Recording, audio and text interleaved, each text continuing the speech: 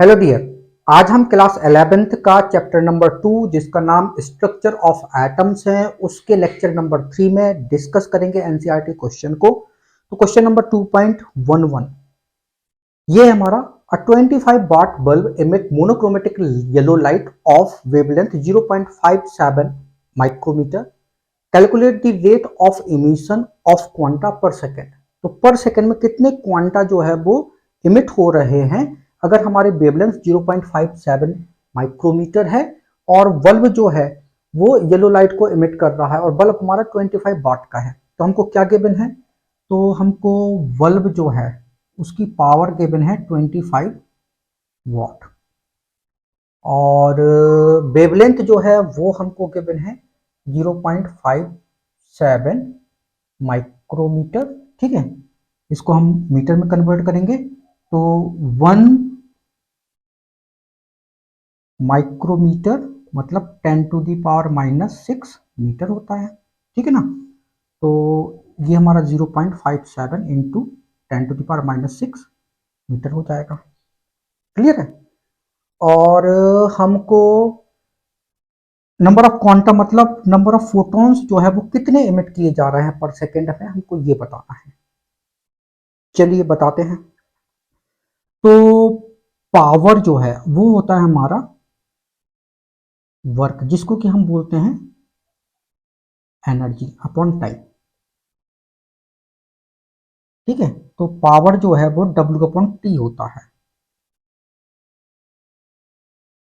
ठीक है, तो यहां से हम एनर्जी जो है वो निकाल लेंगे तो हमारा वर्क जिसको कि हम एनर्जी बोल रहे हैं वो क्या हो जाएगा? Power into time. पावर जो है वो 25 वॉट का है और टाइम जो है वो आपका 1 सेकेंड के है। ठीक है, तो ये हमारा क्या हो जाएगा? जूल। राइट, तो पावर की यूनिट क्या है? जूल पर सेकेंड, तो ये जूल पर सेकेंड हो जाएगा। वॉट मतलब जूल पर सेकेंड और ये टाइम सेकेंड है तो सेकेंड से सेकेंड कैंसिल, तो आपका 25 जूल जो है वो एनर्जी आएगी। तो हमको इतना पता चल गया एनर्जी जो है वो हमारा 25 जूल जो है वो आ चुका है। क्लियर है? अब एनर्जी और वेवलेंथ में क्या रिलेशन होता है? तो ये होता है हमारा E equal to sorry HC by lambda, ये रिलेशन होता है। एनर्जी जो है वो 25 जूल है। ठीक है, H की वैल्यू पता होती है प्लैंक कांस्टेंट, C की वैल्यू पता है, वेवलेंथ हमको पता है। ठीक है, हमें नंबर ऑफ फोटॉन्स जो है वो कितने इमिट हो रहे हैं ये पता लगाना है। तो ये एनर्जी जो है फॉर 1 फोटोन, एक फोटोन की एनर्जी है ये। अगर हम फॉर n फोटॉन्स की बात करें तो एनर्जी जो है वो हो जाएगी n HC बाय लैम्डा। तो ये हमें नंबर ऑफ फोटॉन्स जो है वो डिटरमाइन करने हैं कितने इमिट हो रहे हैं। तो बस n equal to E into lambda by HC। ठीक है, एनर्जी कितना है? 25 जूल। वेवलेंथ कितना है? 0.57 इंटू 10⁻⁻6। ठीक है, ये क्या है आपका? मीटर में है। और h की वैल्यू कितनी है? 6.6 इंटू 10⁻34 जूल इंटू सेकेंड। और c कितना है? 3 into 10⁸ metre per second. Clear है? ओके, तो देखो भाई, जूल से आपका जूल कैंसिल, मीटर से आपका ये मीटर कैंसिल, ये सेकंड से आपका ये सेकंड कैंसिल। Right, okay. अब हम इसको सॉल्व करते हैं तो number of photon n 25 into इसको हम 57 कर लेते हैं इंटू, तो ये 10⁻⁻8 हो जाएगा। ठीक है, ओके। इसको हम मल्टीप्लाई करते हैं, 3 से मल्टीप्लाई कर दो तो पिछंग 18, पिछंग 18 और एक 19, तो 19.8 इंटू ये -34 है और ये 8 है तो 10⁻⁻26 बचेगा। क्लियर है? ओके भाई, इसको हम कर लेते हैं कंसीडर, इसको 20 मान लो, आसानी से सॉल्व हो जाएगा। ठीक है ना, इसको 20 मान लेते हैं, 19.8 को हम 20 मान लेते हैं तो 25 5 चौका 20, ठीक है। अब मल्टीप्लाई कर दो भाई, तो 5 सत्ते 35, 5 25 और 3 28, ठीक है। इंटू ये 10 टू द पावर -8 है, 10 टू द पावर -26 को आप ऊपर ले जाओ तो ये 10 टू द पावर प्लस का 18 जो है वो बच जाएगा।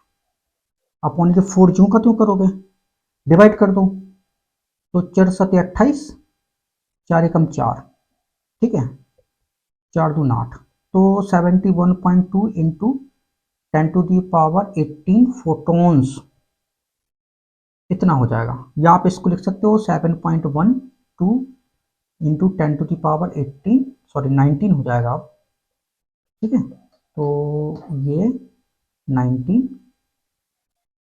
फोटोन्स हो जाएगा, ठीक है। तो ये आपका आंसर आ चुका। इसके बाद क्वेश्चन नंबर 2.12 है, electrons are emitted with zero velocity from a metal surface when it is exposed to radiation of wavelength 6800 angstrom, calculate threshold frequency and work function of the metal. तो देखो जरा, हमको बताना है थ्रेशोल्ड फ्रीक्वेंसी कितनी होगी और हमको वर्क फंक्शन बताना है ये कितना होगा।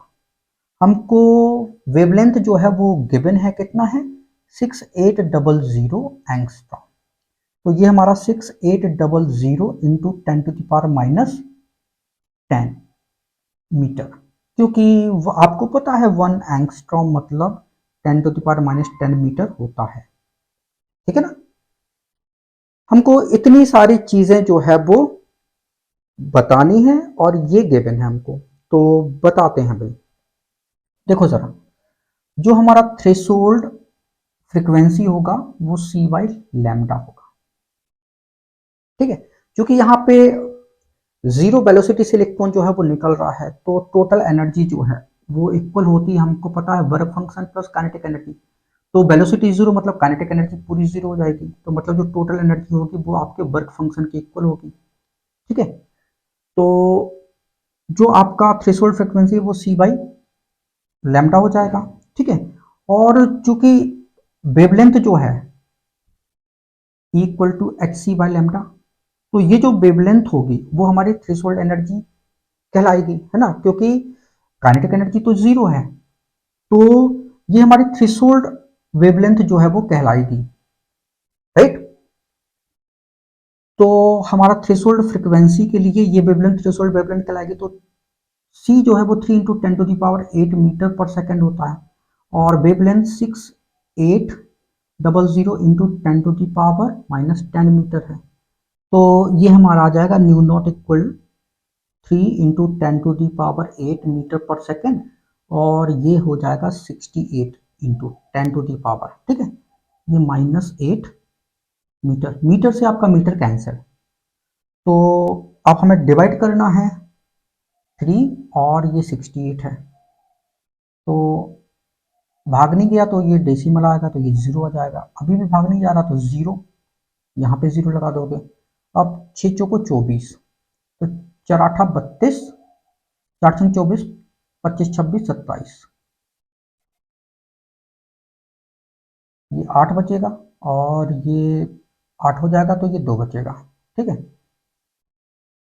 फिर 4 बढ़ जाएगा तो ये 272, तो ये हमारा हो गया 0.044 इंटू 10 टू दी पावर -8 है, ऊपर जाएगा प्लस का 8 हो जाएगा, तो ये 10 टू दी पावर 8 पहले से है, तो ये 10 टू दी पावर 16 हो जाएगा, और यूनिट आपका सेकंड इनवर्स हो जाएगी।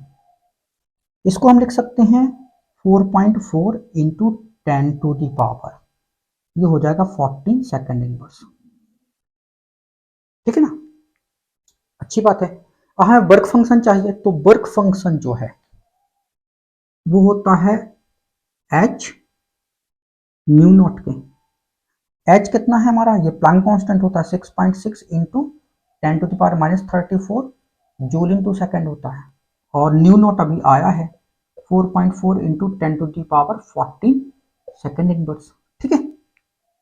तो मल्टीप्लाई कर लो भाई, 6.6 इंटू 4.4, तो 4 छंग 24, 4 छंग 24, 25 26, 4 छंग 24, 4 छंग 24 और 25 26, तो ये 4, ये 10 और ये 7 और 2 9 और ये 2, दो डिजिट बाद डेसिमल लगाना है, तो ये हो जाएगा आपका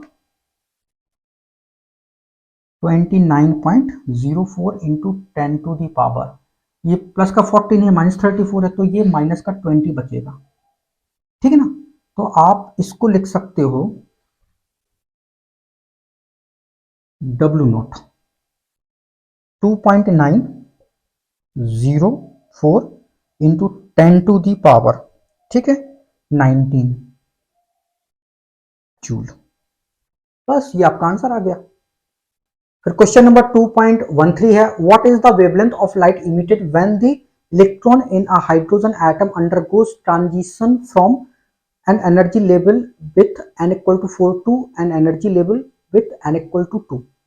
तो देखो जरा, जब हमारा हाइड्रोजन स्पेक्ट्रम होता है तो हाइड्रोजन स्पेक्ट्रम में ये हमारा न्यूक्लियस है, ये पहला सेल है, ये सेकंड सेल है, ये थर्ड सेल और ये फोर्थ सेल है। तो वो कहता है इलेक्ट्रॉन फोर्थ सेल से जो है वो सेकंड सेल में आ गया, तो इसकी वेवलेंथ जो है वो बतानी कितनी होगी। ठीक है ना, ये वेवलेंथ जो है वो हमको बतानी है कितनी होगी, राइट। तो हाइड्रोजन स्पेक्ट्रम में अगर हमें वेवलेंथ डिटरमाइन करनी है तो इसका फॉर्मूला होता है 1 by lambda equal to Rydberg constant Z square 1 upon n1 square minus 1 upon n2 square. 1 upon lambda हमको यही चाहिए है, आर एच की वैल्यू होती है, रिडबर्ग कांस्टेंट कहलाता है, तो 109677 सेंटीमीटर इनवर्स। जेड की वैल्यू 1 होती है तो 1 का स्क्वायर करोगे 1, n1 कितना है, ये सेकेंड सेल में इलेक्ट्रॉन है तो 2 का स्क्वायर करोगे -1, n2 कितना है, ये 4 है, हायर सेल 4 है। ठीक है, तो ये हो जाएगा 1 by lambda equal to 109677 into 1 upon 4 minus 1 upon 16 और सेंटीमीटर इनवर्स हम यहां कर देते हैं। ठीक है ना, okay, 1 upon lambda 109677 into LCM लेते हैं 16 आएगा, तो 4 चौको 16 माइनस 1, तो ये हो जाएगा 1 by lambda equal to 109677 into 3/16। फिर इसके बाद ये आपका लैम्डा इक्वल कितना हो जाएगा, ये हो जाएगा हमारा 16 109677 इंटू 3। ठीक है ना, इतना हो जाएगा, तो लैम्डा इक्वल टू 16 मल्टीप्लाई कर दो, 7 21 7 21 22 23 2 बचेगा, पिछंग 18 19 20 2 बचा, 3 नाम 27 28 29 3 एकम 3, राइट। इसको हम लिख सकते हैं क्या, इसको हम लिख लें 32.9 इंटू, ठीक है, 10 टू दी पावर 4 हो जाएगा। 32.9 को हम जो है वो 33 लिख सकते हैं, लिख लीजिए, है ना, तो 16 और ये 33 कर लो, 10 टू दी पावर इधर -4 कर दो, ठीक है, अब डिवाइड कर दीजिए आप, तो 16 और 33 भाग नहीं जाएगा तो डेसिमल आएगा, तो यहाँ 0 लगाओगे, तो 3 तिरका 9 तीचों को 12 4 टाइम जाएगा, तो 4 ती 12 4 ती 12 1 13 8 बचेगा, 4 हो जाएगा 2 बचेगा, ठीक है, फिर 0 लगाओगे, तीचों को 12 ती 5 15 ती 6 18 ती 7 21 ती 8 24 8 ती 24 8 ती 24 25 26, ये 6 बचेगा 16 बचेगा, फिर से 0 आएगा, तो ये कितने टाइम जाएगा, 4 बार फिर जाएगा, ठीक है, तो 132 हो जाएगा। तो इतना जो है वो हमारा आ गया है, तो लैम्डा इक्वल हो जाएगा 0.484 इंटू 10⁻⁻⁴। डेसिमल को हम हटा देते हैं, तो ये 484 इंटू 10⁻⁻7 हो जाएगा, और ये सेंटीमीटर हो जाएगा। ठीक है, अभी तक ये सेंटीमीटर इनवर्स चला था, यहाँ पे ये जो है वो सेंटीमीटर आ जाएगा। राइट, 1/λ को हमने लैम्डा कर लिया इसलिए। ठीक है, तो आपको पता है कि 1 नैनोमीटर मतलब होता है 10⁻⁻9 मीटर, मतलब 10⁻⁻7 सेंटीमीटर। ठीक है ना, तो बस ये हो जाएगा हमारा 484 नैनोमीटर, ये आंसर आ जाएगा हमारा। तो ये लगभग इतना आंसर आपका आने वाला है। फिर इसके बाद क्वेश्चन नंबर 2.14 है, how much energy is required to ionise a hydrogen atom if the electron occupies n equal to 5 orbit. Compare your answer with the ionisation enthalpy of hydrogen atom. Energy required to remove the electron from n equal to 1 orbit. तो देखो जरा, जब हम बात करते हैं hydrogen spectrum की, तो ये न्यूक्लियस हो गया, ये पहला सेल हो गया, ये सेकंड सेल, ये थर्ड सेल, और ये इन्फिनाइट सेल। अभी इलेक्ट्रॉन जो है ये फोर्थ सेल है और ये फिफ्थ सेल है। तो पहले इलेक्ट्रॉन जो है वो इधर से चला गया इधर। ठीक है, तो एनर्जी में कितना चेंज आया, तो हमको यहाँ पे डेल्टा ई जो है वो निकालनी है, जो होता है ई फाइनल माइनस ई इनिशियल। ठीक है, फिर आयोनाइजेशन एनर्जी निकालनी है, तो इलेक्ट्रॉन जो है फर्स्ट सेल से जब इन्फिनाइट सेल में जाए तो ये हमारी आयोनाइजेशन एनर्जी होती है। ठीक है, तो यहाँ भी डेल्टा ई आएगा, ई फाइनल माइनस ई इनिशियल।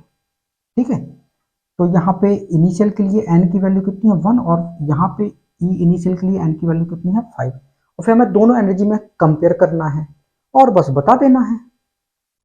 तो देखो जरा, तो हाइड्रोजन स्पेक्ट्रम के लिए change of energy delta E ये होता है 2.18 into 10⁻⁻18 joule, Z square 1/n1 square minus 1/n2 का स्क्वायर। तो डेल ई 2.18 इंटू 10⁻⁻18। ठीक है, z की वैल्यू 1 है, इसका स्क्वायर कर दो, n1 अभी कितना है 5 है, इसका स्क्वायर माइनस n2 कितना है इन्फिनाइट, इसका स्क्वायर। तो डेल ई 2.18 इंटू 10⁻⁻18 अपॉन, ये तो 0 हो जाएगा, ये 25 आ जाएगा नीचे। ठीक है, तो ये हमारा जूल हो गया। आप इसको लिख सकते हो डेल ई इक्वल टू, इसको डिवाइड कर दीजिए, और डिवाइड नहीं भी करना हो तो भी चलेगा। ठीक है, नहीं करते हैं अभी, चलो। तो डेल्टा ई जो है वो हमारा इतना आया, जब इलेक्ट्रॉन जो है वो फिफ्थ सेल से इन्फिनाइट सेल में चला गया, तो चेंज ऑफ एनर्जी जो है वो इतनी जूल जो है वो हुई। अब हमें आयोनाइजेशन एनर्जी चाहिए, डेल्टा ई जो है वो हमारी यहाँ पर आयोनाइजेशन एनर्जी है। ठीक है, क्यों, क्योंकि ई इन्फिनाइट माइनस ई वन, ये हमारी आयोनाइजेशन एनर्जी कहलाती है। तो ये भी होगा 2.18 इंटू 10⁻⁻18 जूल। ठीक है, जेड स्क्वायर और 1/n1 square minus 1/n2 square.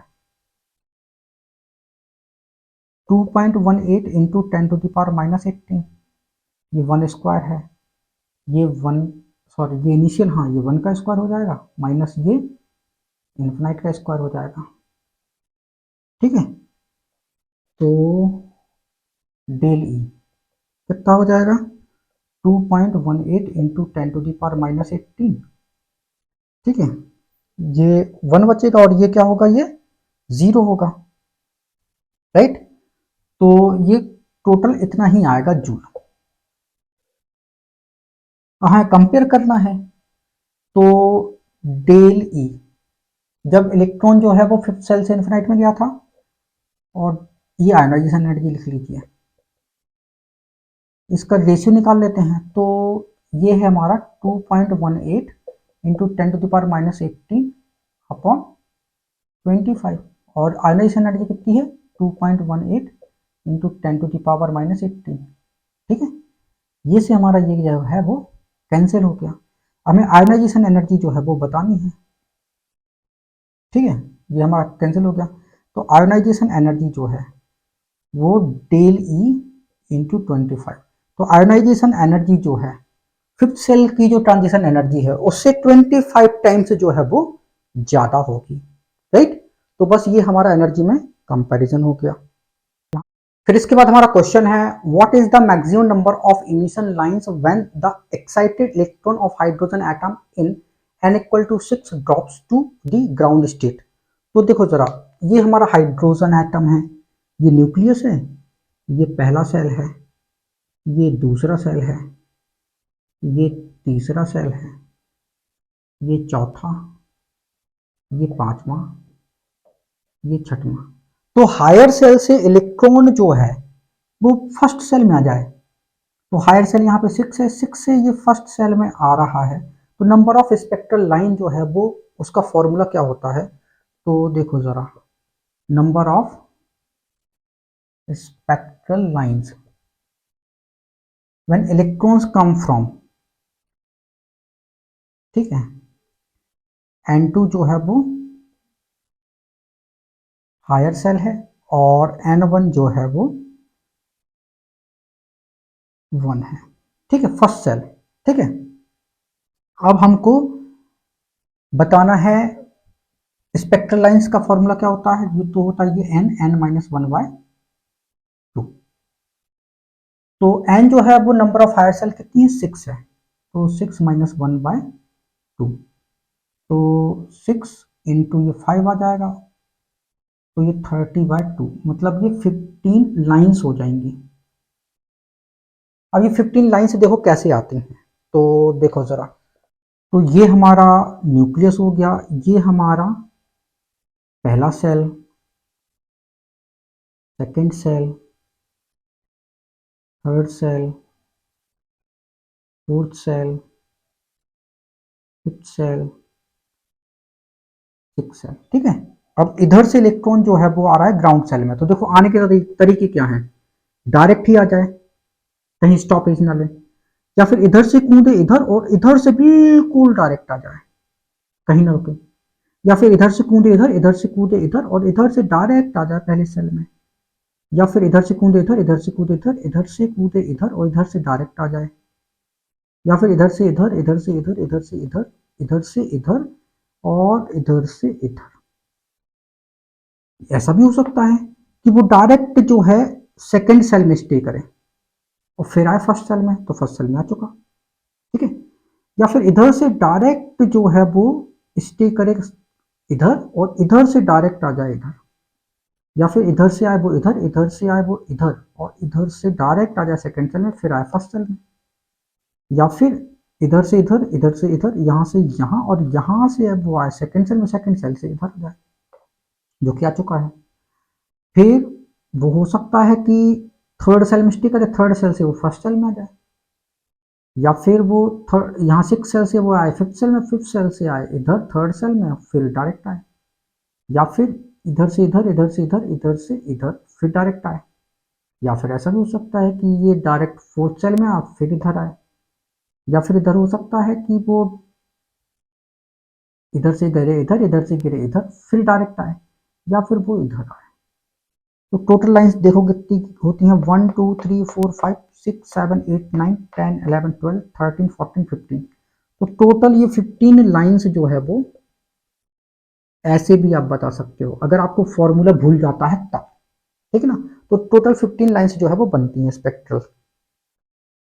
Thank you so much for watching this video. अगर वीडियो अच्छा लगा तो प्लीज इसको लाइक करें, उसको शेयर करें। अगर आपने हमारे चैनल को अभी तक सब्सक्राइब नहीं किया तो प्लीज इसको सब्सक्राइब करें। Thank you once again for watching this video.